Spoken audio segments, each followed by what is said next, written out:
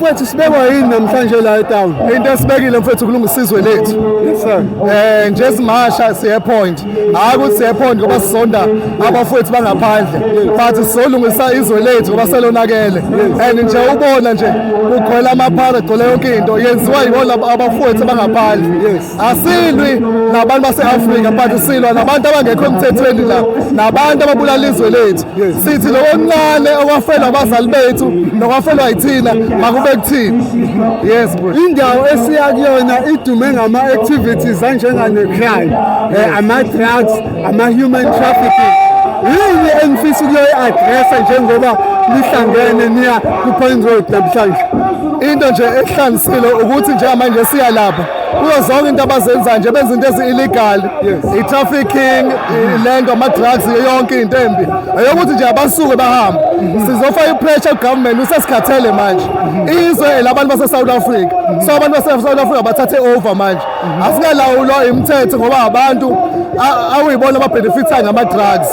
Abantu abanye baphethe ibona ababhenefithayo. So namhlanje sithi izwe lisukume because besithula thina liyafisa.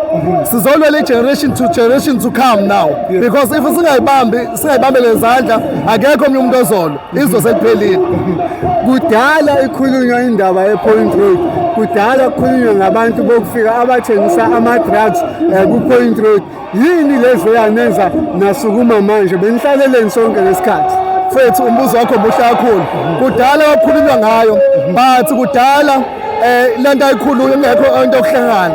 Njengamanje uJessica wathatha istep uthi kuhlangana ingakho manje siya khona-ke because siya sesizwe elilodwa asingo umuntu individual siya ze-South Africa sisonke nje silala simele amamiliyoni ase-South Africa. Yes. Uma sikhuluma ngohulumeni wase-South Africa sikhuluma ngohulumeni onokuzizwa izinto ukuthi ziyenzeka kodwa angarespondi ngesikhathi. Kusho ukuthini ukuphawula kwakho lapho? No, masikhuluma ngohulumeni wase-South Africa sesiyabona nje khona imadlanga sikhuluma ngegebengu ekuzona i-benefit-ayo kubantu abangaphandle. Ngizokwenzela umzekelo. Kunento ekuthiwa iphalaphala ka-Ramaphosa. Kwiphalaphala if you remember abantu abatshontsha leya mali abantu bangaphandle, abantu abasebenza ku-president abantu bangaphandle. So kushoni kuwena kusho ukuthi ingaka ebavikele, uyayibona ngoba uyabhenefitha kubona. Njengamanje asingalawulwa amaqembu athize, asisukume thina South African silwe nalento. Siyazi ukuthi abantu bathi akuyona izanofoba ukulungisa izwe lakho. Ngizokwenzela umzekelo mfethu.